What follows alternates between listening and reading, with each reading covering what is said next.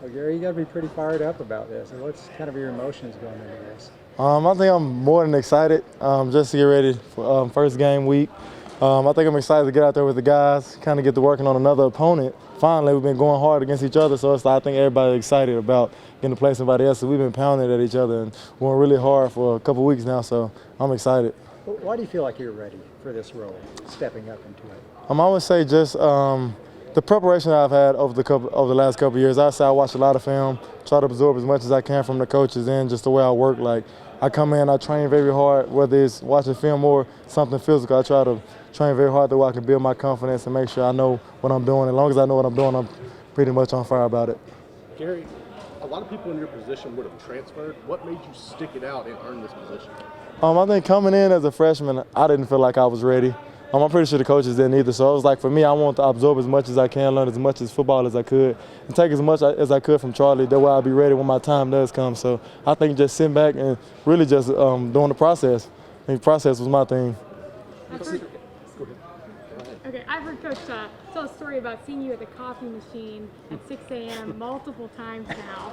And he said that before you were named the starter and then after you were named the starter. I guess, are you aware of that, and do you think maybe those early mornings were a big part of this? I actually did not know. I thought that was a kind of me and him thing. So we would always see each other up there early in the morning. I'd be giving me some coffee while I'd be up and ready for the meetings. I get up there, watch film, try to get ahead of the game plan and everything. So I'm still the same way now. I think I like to be prepared, so I try to attack it in all ways I can. Where does that come from? Where does that work ethic? I mean, we've heard so much about the early rising and the late nights and all that.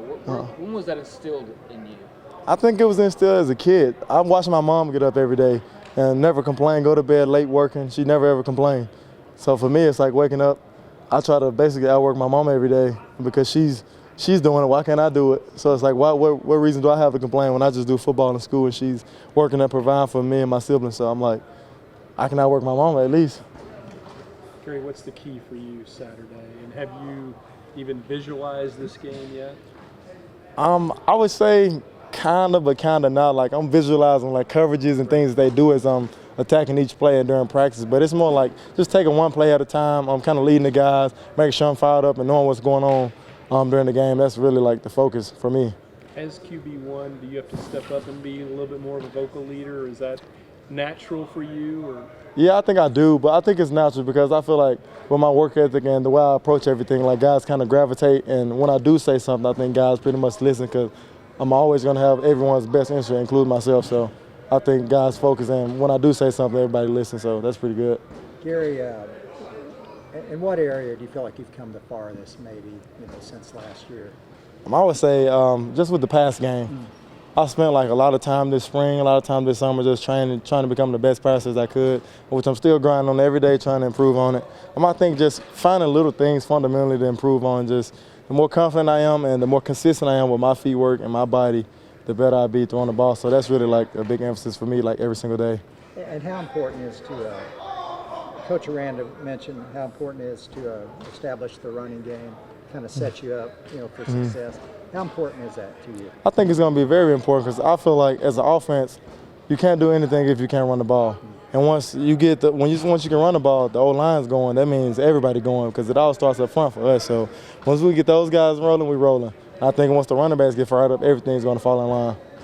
Gerry, Coach had talked about before the announcement was made that he felt like the offense was just kind of waiting on that guy. Do you sense now that you've been named the starter, the offense has maybe more of a streamlined focus because they know who QB1 is? Yeah, so I think they do because, as a unit, on offense or defense, you always need a leader. Like on every team, there's a leader on each side of the ball and there's a team leader. So I feel like just when he named me the starter, I think a lot of guys were fired up about it. I could see it in a lot of guys' eyes that they were excited. I don't know if I was more excited, if they were more excited because it was like now we rolling and we can really get ready for the season. So I think it had everybody fired up. As the offensive line still tries to progress and find their identity, how important is it for you to have a safety net like Ben Sims that you can dump that ball off to? Oh, that's very important. You guys can see Ben is huge. And Ben is a freakish athlete, so Ben makes a lot of plays for me. So I'm glad that the O-line can make that happen and Ben can too.